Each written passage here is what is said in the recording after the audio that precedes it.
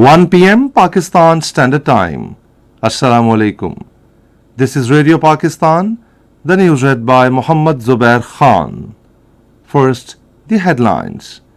Condemning the attacks on police and rangers on order of PTI chief, the government has decided to take strong action against those who violated the law. A US report on human rights practices says India is involved in significant human rights abuses, including targeting of minorities and media. China and Russia have agreed to further enhance their strategic cooperation and resolve the Ukraine conflict through peaceful means. International Day of Forest is being observed today to raise awareness regarding importance of forests. And now the news in detail. The government has strongly condemned the attacks on police and rangers on the orders of PTI chief Imran Khan and decided to take strong action against those who violated the law. The decision was taken at an important meeting of the leaders of allied parties and federal ministers in Islamabad with Prime Minister Shehbaz Sharif in the chair. They said it is a matter of grave concern that trained miscreants, many of them belonging to banned organizations, attacked officers and personnel of state institutions with petrol bombs, sticks, catapults and weapons.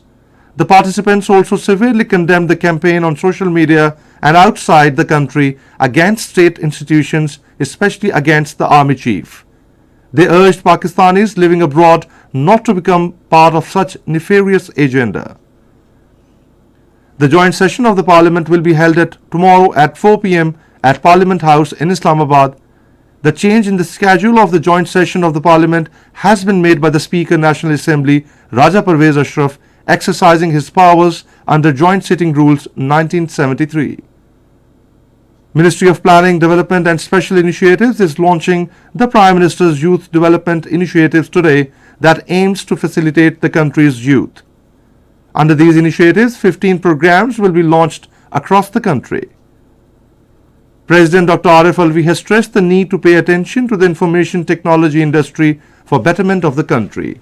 He was addressing a certificates and awards distribution ceremony jointly organized by the Presidential Initiative for Artificial Intelligence and Computing and Celani Welfare International Trust in Karachi. A US report on human rights practices says India is involved in significant human rights abuses, including targeting of minorities, dissidents and media. The report by US State Department says advocacy groups have expressed concern about deteriorating human rights situation in India under Prime Minister Narendra Modi's Bharatiya Janata Party. The US report said civil society organizations expressed concern that the central government sometimes used UAPA to detain human rights activists and journalists. China and Russia have agreed to further enhance their strategic cooperation, consolidate bilateral relations and resolve the Ukraine conflict through peaceful means.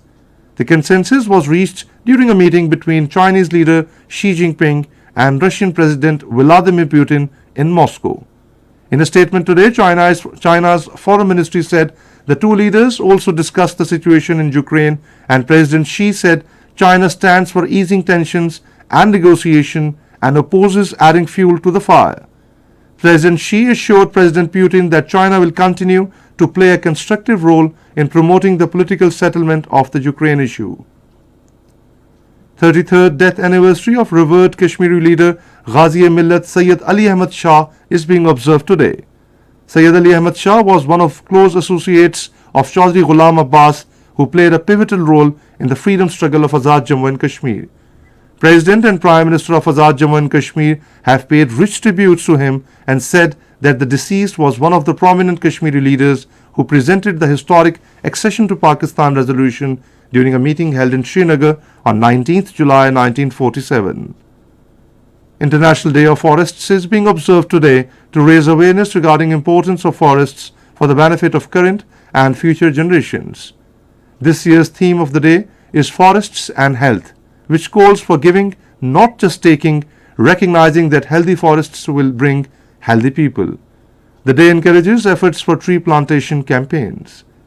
And that is the end of the news. For more news and analysis, log on to our website radio.gov.pk and also watch live video streaming of our bulletins on the link facebook.com/Radio Pakistan News Official.